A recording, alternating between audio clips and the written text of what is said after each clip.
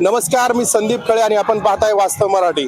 वास्तव मराठी घेऊन येत आहे एक नवीन कार्यक्रम, महाराष्ट्राच्या मनात काय. आणि आज आपण आलेलो आहोत पुणे जिल्ह्यातील शिरूर लोकसभा मतदारसंघामध्ये, जो लोकसभा मतदारसंघ सध्या हॉट म्हणून ओळखला जातो. सिने अभिनेते खासदार अमोल कोल्हे यांचा हा मतदारसंघ आहे.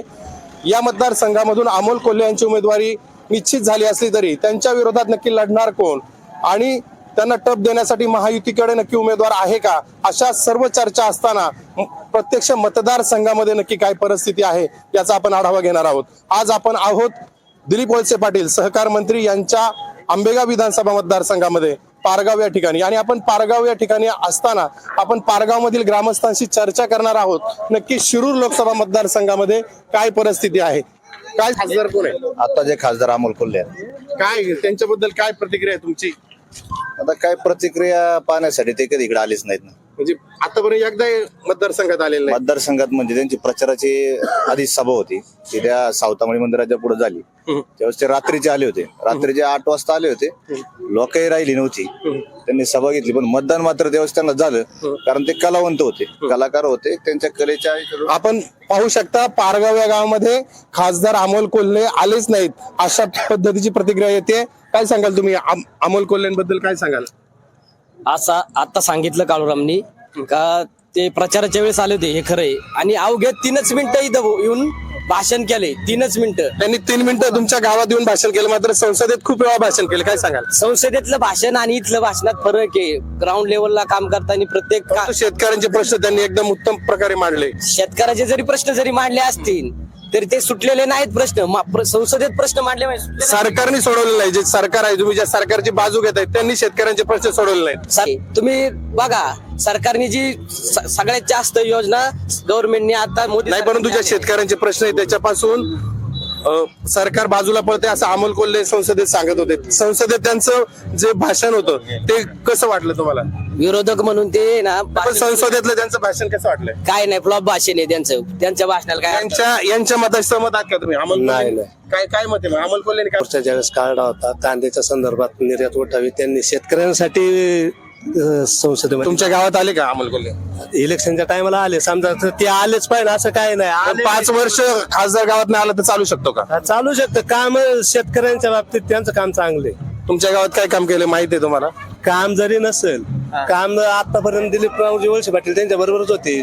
तिथं जिल्हा परिषदचं काम झालं तर ते म्हणायचे आमच्या. शिवाजी आढळराव पाटील खासदार होते, ते गावात येत होते, त्यांची कामं होती. आता येत होते कधी मध्ये, पण त्यांची कामं होती ना. होती ना काम होती. पण शेतकऱ्यांच्या बाबतीत काय, अमोल कोल्हेंचं काम चांगलं होतं की शिवाजी आढळराव पाटलांचं? तसं पाहिलं तर शिवाजी आढळराव पाटलांचं काम चांगलं आहे अमोल कोल्हेंच्या पेक्षा.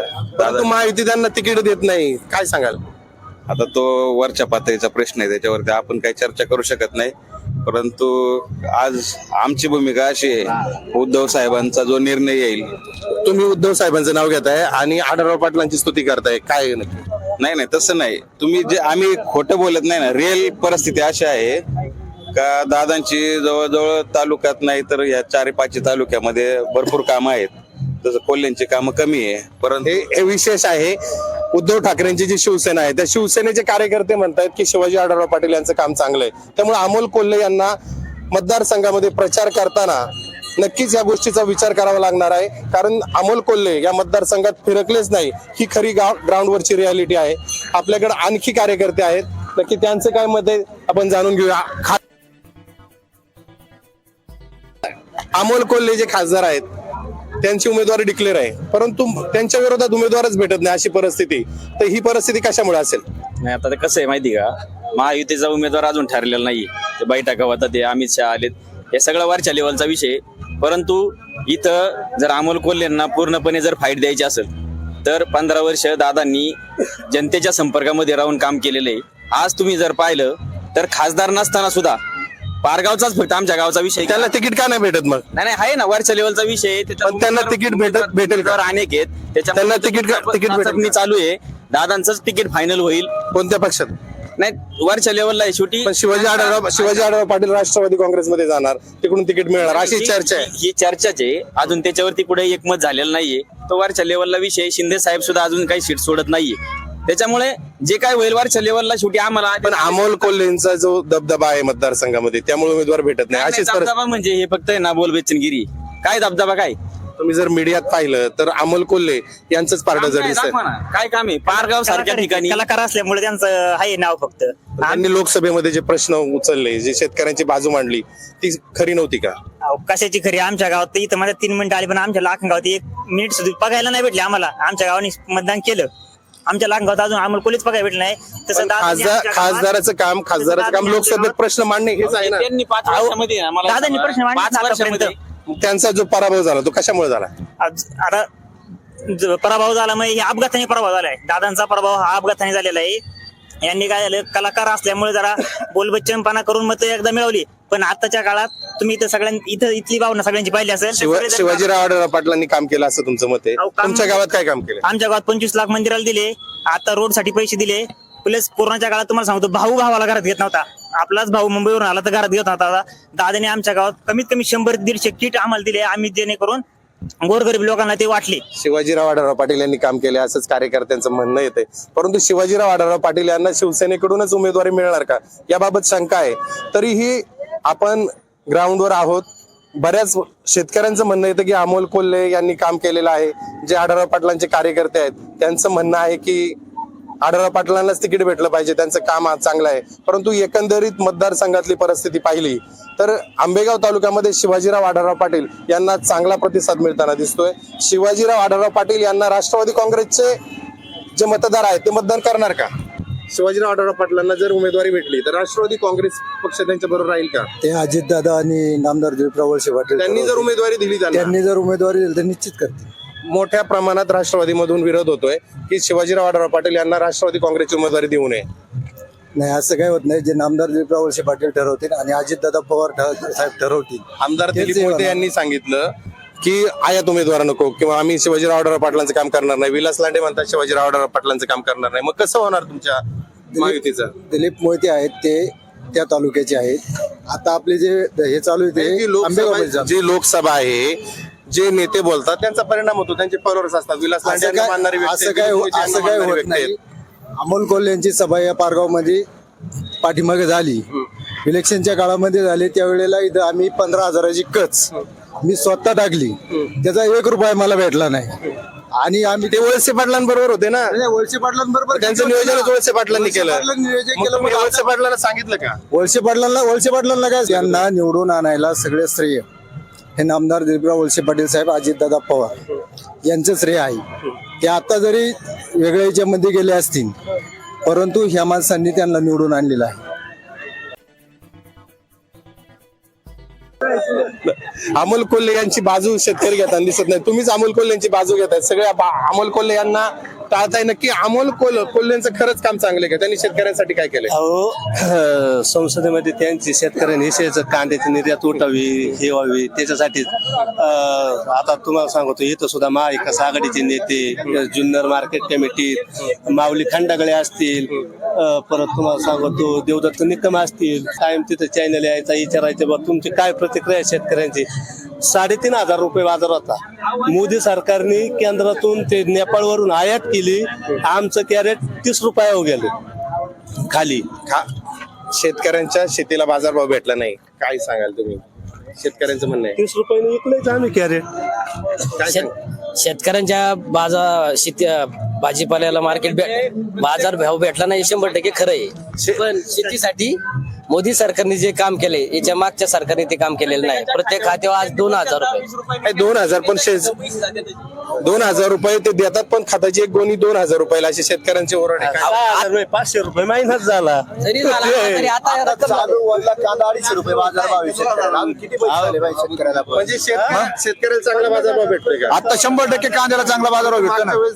5 रुपये किलोनी कांदा मला आठवतंय 4 महिन्यापूर्वी ऐका 4 महिन्यापूर्वी काळात शेतकऱ्याची हानी झाली ते नाही. नाही 4 महिन्यापूर्वी शेतकऱ्याचा कांदा 800 रुपयाने विकला गेला. नाही. तुम्ही मीडियावाल्यांनी का दाखवलं नाही, 800 रुपयांनी किती दिवस विकला गेला? 2 दिवस विकला गेला. काय आमचं मी इलेक्शनचा प्रचार 15 दिवस करत होतो. 15 दिवस त्याला 800 रुपये बाजारभाव मोदी होता. सरकारने शेतकऱ्यांना चांगला बाजारभाव दिला, याचे सहमत आहात का तुम्ही? 100% सहमत आहे. जर तुम्ही जर 800 पेक्षा मला 2000 आणि आता जेव्हा तुम्ही शेतकऱ्यांकडे जाणार तेव्हा सांगणार का मोदी सरकारने आपल्याला चांगला बाजारभाव दिला? 100% चांगला बाजारभाव दिलाय. तुम्हाला हे शेतकरी जे सांगतायत 30 रुपये गाई नाही, गाई नाही, मग 30 रुपये कॅरेटला भेटले. आता चालू रेट काय? 4 महिने 200 रुपये बाजारभाव कधी? 4 महिन्यापूर्वी पत्त्या आणा, पत्त्या. 1800 रुपये अहो आता काय सांगाल मोदी माझ्या हिशोबाने शेतकऱ्यांच्या बाबतीत बेदखल असणार हे मोदी सरकार आहे. खऱ्या अर्थाने सगळ्यात जास्त नुकसान हे मोदी सरकारच्या काळात शेतकऱ्यांचं झालेलं आहे. आज दुधाला भाव नाहीये, कांद्याला भाव नाहीये, टोमॅटोला भाव नाहीये. टोमॅटोला भाव वाढले तर यांनी नेपाळवरून आयात केली. शेतकऱ्याच्या बाजूचं हे सरकार नाही, हे सरकार पुरेपूर उद्योजकाच्या बाजूचं आहे. मग त्याचा फायदा अमोल कोल्हेंना होईल का या निवडणुकीत? व्हायलाच पाहिजे. काय सांगाल, अमोल कोल्हे यांना शेतकऱ्यांचं मतदान होईल का? म्हणून 100%. कसं काय होईल?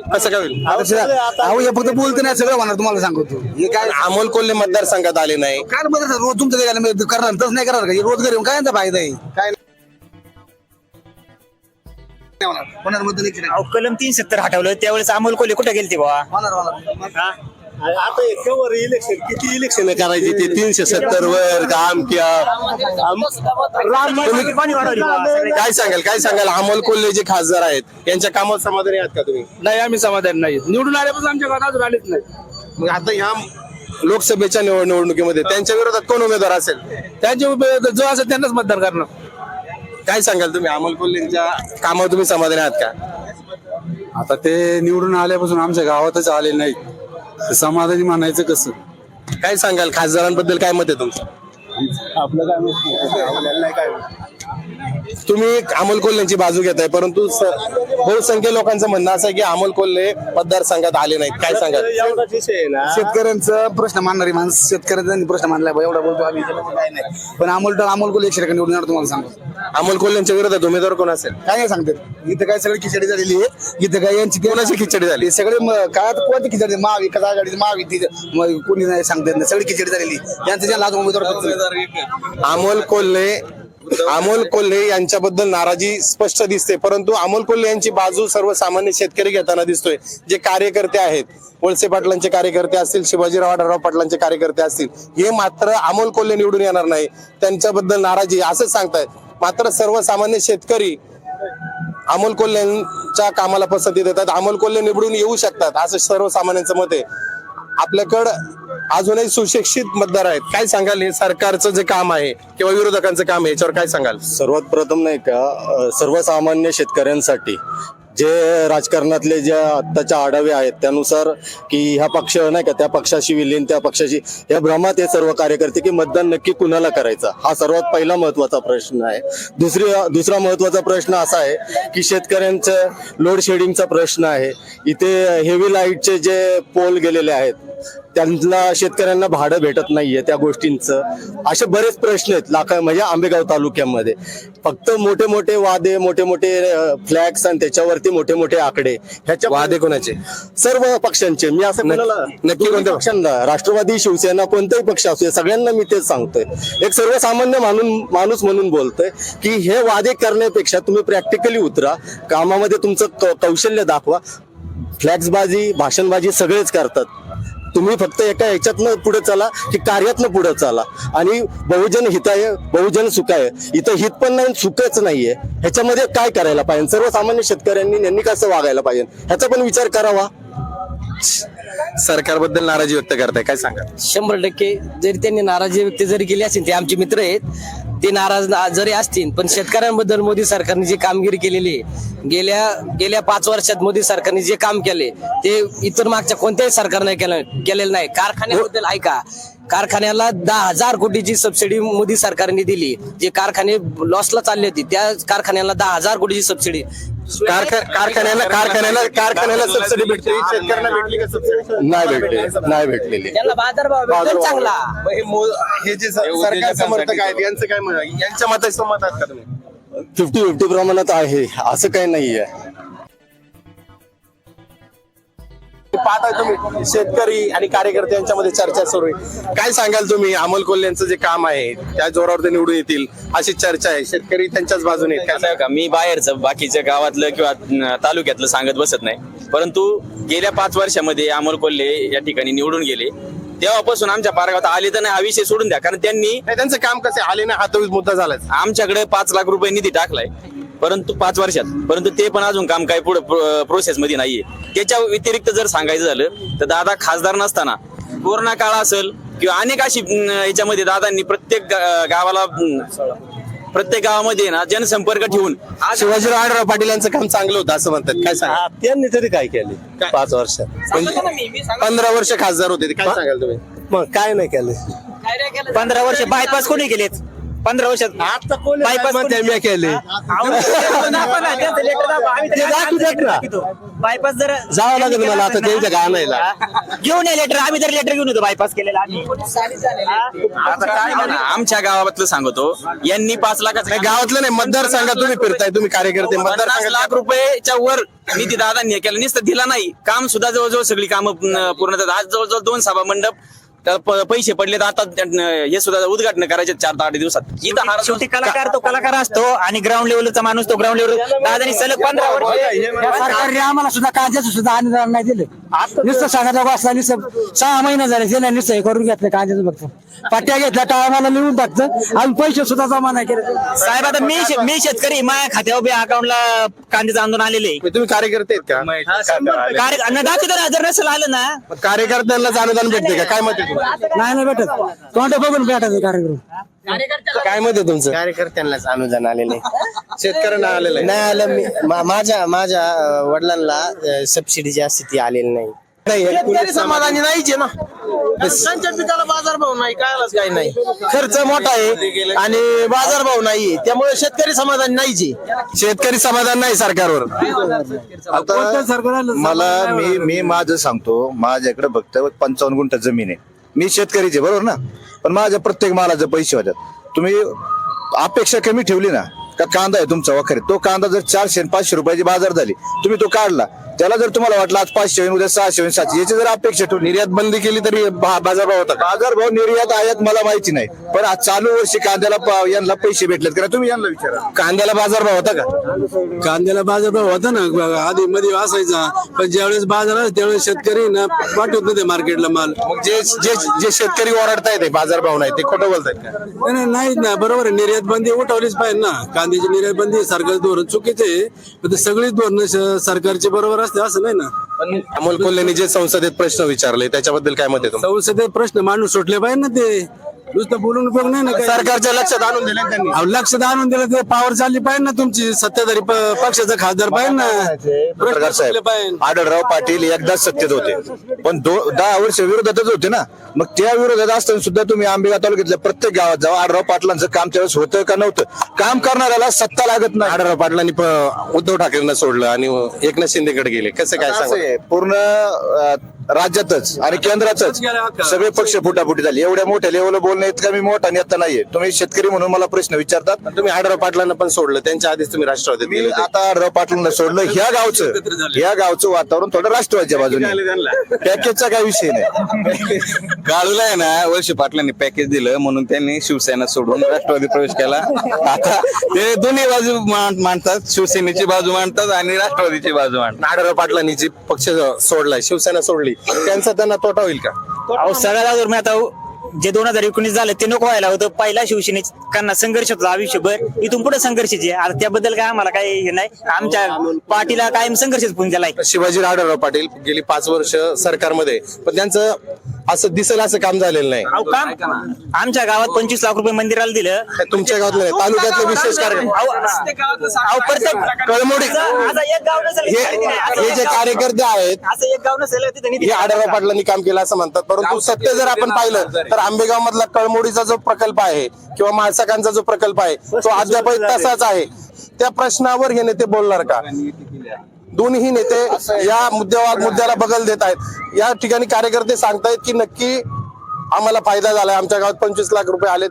आंबेगावचं जे पाणी आहे, डिंबे धरणाचं पाणी आहे ते अहमदनगरला जाणार. त्याच्यावरून आपण सरकारमध्ये भांडणं पाहिलीत, सभेमध्ये भांडणं पाहिलीत. परंतु आंबेगावचं जे माळसाकांत आहे किंवा सातगाव पठार आहे याला सरकार पाणी देईल का? काय वाटतं का शिवाजी आढळराव पाटील पाणी देऊ शकतात? दादाच पाणी देणार आहे, दुसरं कोण देणार आहे? 5 वर्षात दिलं का कोल्हेंनी पाणी? नाही पण दिलंय का? शिवाजी आढळराव पाटील सत्तेत आहे, त्यांनी माळसाकांत नेता आहे. गेले 20 वर्ष झाले दादांचा जनता दरबार चालू आहे. तिथं मुख्यमंत्री सहायता निधी असन, ग्राम सडक योजनेचे निधी असन, कंचाई निधी असू दे, खासदार शिवाजी दादाच ते निधी देऊ शकतात. माळसाकांचं आपली योजना आहे, पाणी सुद्धा दादाच देणार आहे, काळजी करू नका. पुढं काय सांगता तुम्ही? माळसाकांचं 5 वर्षाचं हे चर्चेत ना वल्ल्यांना देता नाही आलं. 15 वर्षात दादांनी का नाही दिलं? वळसे पाटलांनी 35 वर्षात का नाही दिलं? जे कलमोडीचं जे पाणी द्यायचं होतं ना ते कधी का नाही दिलं? सातगाव पठाराचा प्रश्न आहे पाण्याचा, काय सांगाल? आता आपल्या हातात काय नाही, नेते मंडळींच्या हातात हा विषय. नेत्यांनी सोडवले का नाही? सोडवायला पाहिजे, परंतु त्यांना फक्त कार्यकर्त्यांमध्ये भांडणं लावणे. आता आम्ही तर त्याचा बळी हे जसं आमची मोदींबरोबर ते 35 वर्ष सडली शिवसेनेची, तशी आम्ही म्हणतो दादांबरोबर आमची 20 वर्ष सडली. आम्ही 11 केसेस आमच्या अंगावर घेतल्या, राष्ट्रवादीशी भांडलो, वळसे पाटलांनी संघर्ष केला. आज हे 2 नेते म्हणतात आमचं दादांना फटका बसेल का उद्धव ठाकरे सोडल्या? 100% त्याच्यावरती मी नाही जास्त बोलू शकत. दादा तर जनतेची भावना आहे. 100% बसणार. शिवाजी आढळराव पाटलांनी शिवसेना सोडल्याचा उद्धव ठाकरेंना सोडल्याचा तोटा होईल का त्यांना? 100% होईल होईल. नाही तोटा होणार. सोडल्याचा 100% तोटा होणार. नाही तोटा नाही होणार.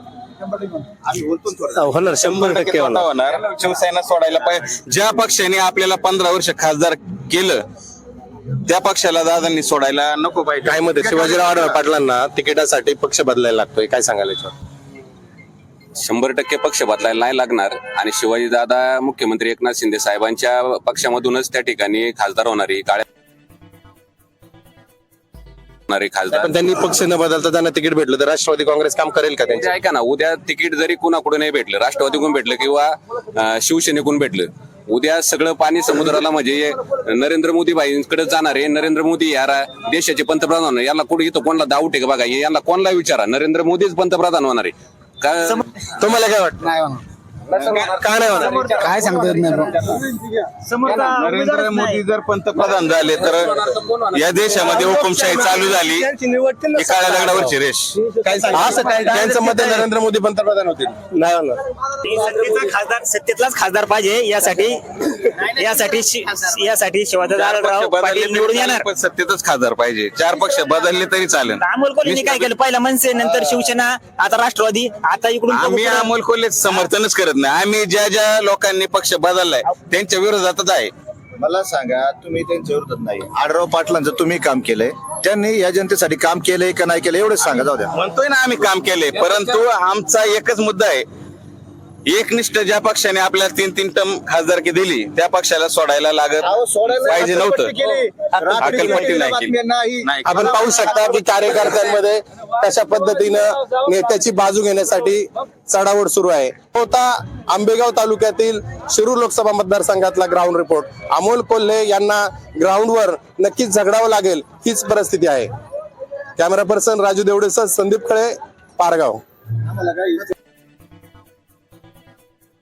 फेसबुकला आमचे पेज लाईक करा आणि आमच्या युट्यूब चॅनेल सबस्क्राईब करा. वास्तव मराठी.